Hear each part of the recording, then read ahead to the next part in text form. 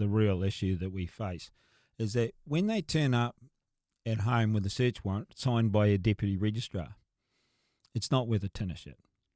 As far as the search warrants and any warrant from any police or anything like that, it actually goes back to some cases in the House of Lords that state, any warrant has to be sealed by the court and signed by the relevant party, meaning the judge.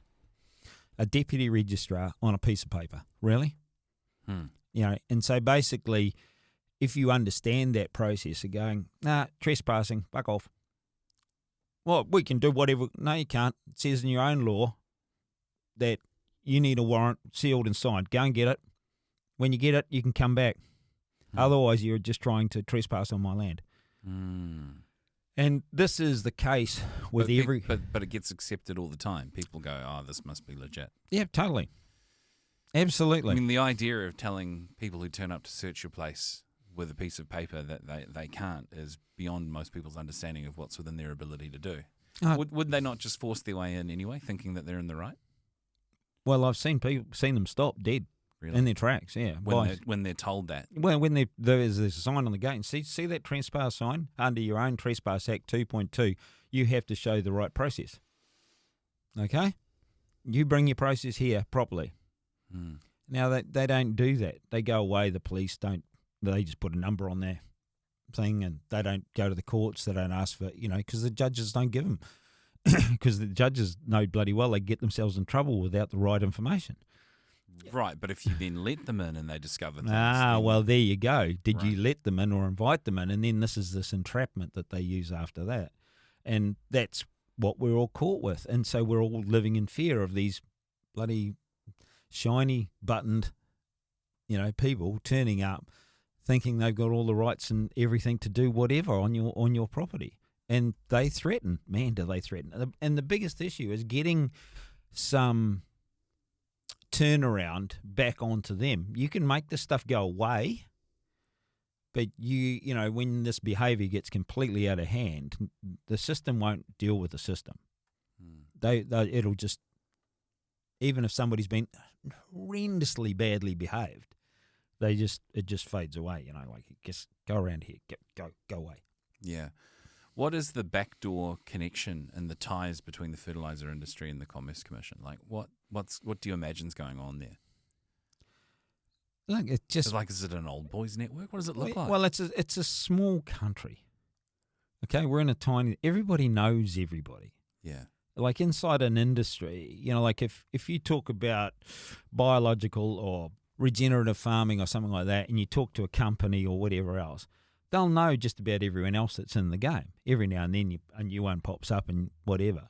But, my name's well known through the whole industry and that side of things. And it's the same with any other about who you got to talk to when you want to get something done. The system has its mysterious ways, and they'll just go, I'll have a chat with so-and-so. We'll get that done.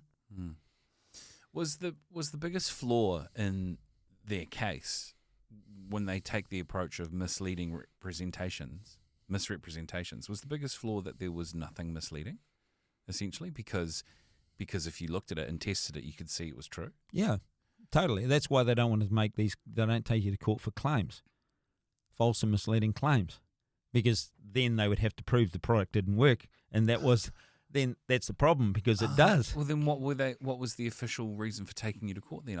If it wasn't that. Well, they didn't say that out in the open. Right. In the media, they're saying, I'm making all these claims. And the media quite happily has published this. And I said, no. Incorrectly. Incorrectly, yeah. Yeah. But they don't use that. And then they use this sideline, false and misleading representation. Now, I talked to, and this is how benign and crazy this whole process is. I talked to a Crown prosecutor. I said, what's this word representation mean? And so she goes to the Act, and you look under interpretation. Oh, it's not there. I don't know. Now, there's not a word that doesn't turn up now like that I don't pull my Black's Law dictionary out to find out what they're actually saying. Because first in time, best in law. That's absolutely, like the first time the word was used in Latin or whatever else, that's the meaning they will use in the courts. Okay. So I didn't have one of those till after the court case. God, I wish I'd had one before, because I would have just right from the start, I would have had my focus slightly different. But whether it would have done any good or not, I mean, it is what it is, and I learnt from the whole process, and it was brutal. But I mean, I've seen so many people that have done nothing and tried to be nice to these people, and it was brutal on them, and they ended up with nothing as well, and they didn't have an education on the way like I got.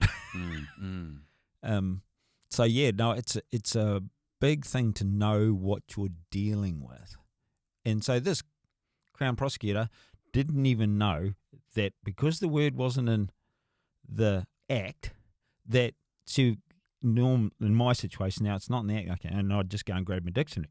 She didn't even have one. So this is the thing. It's like they don't even know what they're doing themselves. Somebody else has written this shit up from way beyond and put it in there and said, "Way you go." How do you think you would have gotten on if you'd taken the what people refer to as the living man law approach? What no good. What would that have made a difference or made it worse? No. Look, it was basically knowing what I know now is okay. My approach was just about, I didn't know enough about equity at the time, and then them trying to create a trust in which I was going to be the trustee of the trust. But even in that regard, they had to prove that I'd actually, or try and entice me to defend the representations. And I actually didn't. I just said to them, look, I don't know really what's going on here, because you're trying to take me to court for false and misleading representations, and I believe they are. Because I didn't write this. Okay. And I said to them, I'm not even going to try and defend that, because I never wrote that. Right, and also the moment you defend it and say, but it works this way and this way, and honestly, it's like this will be what happens, you're then making claims about it, right? Yeah, you're accepting the representations came from myself. Oh, and you're also accepting that it's fair what they're putting against you. Yeah, and I said to them, who by defending it. That's right. I said, who wrote this stuff up? And the judge said, oh, well, it looks pretty close to the stuff. And again, he was protecting them. You know, his name was Judge Calendar, and he was as leaky. Yeah, well, he was as leaky as a freaking calendar. God, but this is the problem. People are scared to say anything about anybody. Like the judge, his response to me when I asked them certain questions about the process and who declared was the defendant, because who made the representation. You know, he says, oh, well, I was akin to a pee addict and I was nutty and all this. And this is what he put in the paper. And so for a few weeks, you know, the papers were going nuts on trying to pin me down. Now, this is the crazy thing of interconnectedness of nutty behaviour. Like, there's a bloke that writes for the farmers' papers called Richard Rennie, and he was, I found out later, he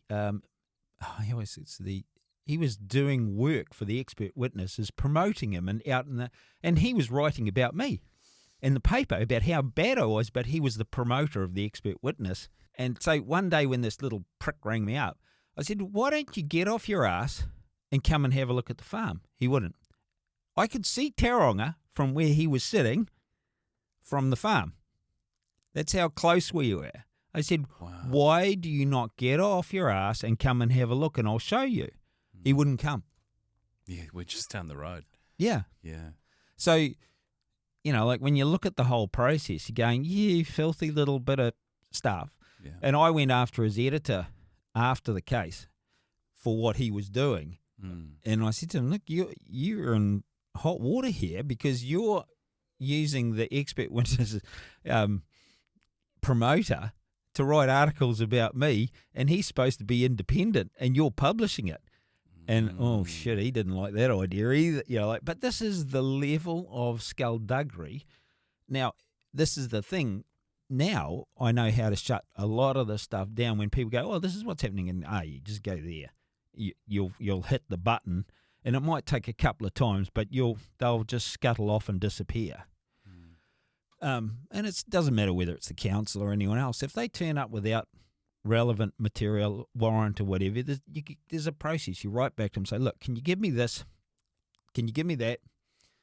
And, you know, because you are under your law obliged to. And so once they get to the point where they can't give it to you, then they disappear. Yeah, yeah. Going through this process and having your sales agents leave and start their own business must sort of feel like you're out or on your own dealing with it? What was that like going through? Well, I think in the last chapter you said, one of the questions was how do you handle all this business stuff and everything? How did And I said badly. And basically this was a great wake up call to me about how I had not retained the strength in the business in one central entity while we did this. Well, what would that have looked like, retaining the strength? Well, of business? I mean, the all people, our relationships, connections. Yeah, or even the way that the integrity of staff or something. Yeah, the way the agents were doing business and all that sort of stuff. I would have just said, "This is how we do it." Okay. And I didn't realise. It was just a whole new. So I had never employed, so many people, and I didn't employ them. They were contractors or whatever. Agents. Yeah. Yeah. But, it was such a wake-up call to me about behaviour of people, what happens when the pressure comes on. It's all very well when the money... you don't really have any control over how they operate if they're not your actual staff when they're in the field. No, well, there was so many things that came from that process, just about human behaviour. Yeah. And I mean... I guess every time I saw something, even that human behaviour thing, it's sort of like, that's worth looking into. And I, such an avid studier and reader and whatever else, it opened up a whole lot more avenues that I go, oh my good God, is that how that works and whatever. So what we do as farmers, or what farmers have got used to, is just being frightened, following a system, and they'll do shit even though when it's wrong, just because somebody told them to, because they think that won't make them fearful or whatever. Yeah. Keen to dive deeper? Check out our audiobook and EcoFarmer's Discovery on Spotify, or grab our free ebook, The 6 Things You Need to Improve Soil and Farm Profit. Links in the description.